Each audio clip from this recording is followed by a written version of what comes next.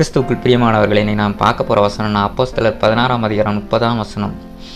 பவுலையும் சீலாவையும் வெளியே அழைத்து வந்து, ஆண்டவமாரே, ரட்சிக்கப்படுவதற்கு நான் என்ன செய்ய வேண்டும்?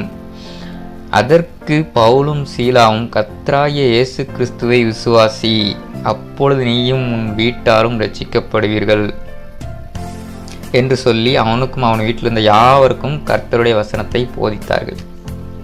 நம்ம ரட்சிக்கப்படுவதற்கு என்ன பண்ணணுமா? கடவுளை விசுவாசிக்கணும், அவர் மேலே விசுவாசமாக இருக்கணும். எந்த ஒரு காரியத்திலையும் அவரை விசுவாசிச்சோன்னா நம்ம ரட்சிக்கப்படுவோம். ஏன்னா ஒரு காரியம் நடக்கணும் அப்படின்னா நம்ம முயற்சி எடுத்தாலும் அதை நடப்பிக்கிறது யார்?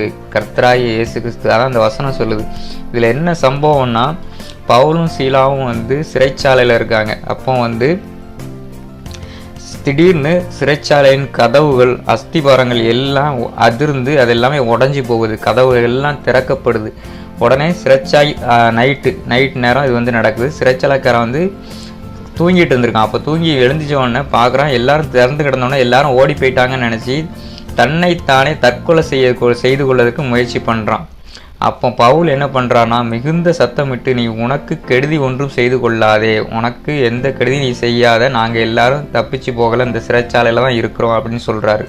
ஸோ அந்த டைமில் தான் அவர்களை வெளியே அழைச்சி சிறைச்சாலையிலேருந்து வெளியே கொண்டு நான் ரட்சிக்கப்படுவதற்கு என்ன செய்யணும்? நான் ஒரு பாவி, நான் ரட்சிக்கப்படுவதற்கு என்ன செய்யணும் அப்படின்னு சிறைச்சாலைக்காரன் பவுல்கிட்டையும் சீலாட்டையும் கேட்குறாங்க.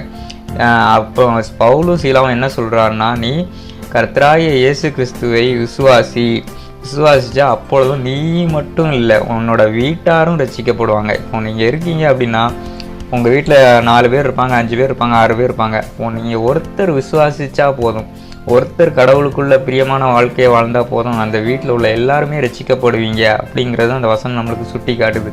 ஸோ நீங்கள் விசுவாசிக்கிங்களா? கடவுளை விசுவாசிக்கிங்களா? விசுவாசத்தோடு இருக்கீங்களா? கடவுள் மேலே, கடவுளுக்கு பிரியமான வாழ்க்கையை வாழ்கிறீங்களா? அப்படி வாழ்ந்தீங்கன்னா உங்கள் வீட்டில் உள்ள எல்லாருமே உங்கள் மூலமாக ரட்சிக்கப்படுவாங்க. ஸோ அதை நீங்கள் புரிஞ்சு கடவுளுக்குள்ளே விசுவாசமாக இருங்க, அவருக்குள்ள பிரியமான வாழ்க்கையை வாழுங்க. அனுதினமும் அதிகாலையில் எழுந்துச்சு அவரை தேடுங்க. அப்போ நீங்கள் ரட்சிப்பை பெற்றுக்கொள்வீங்க. அதான் அந்த வசனம் நம்மளுக்கு உணர்த்துது.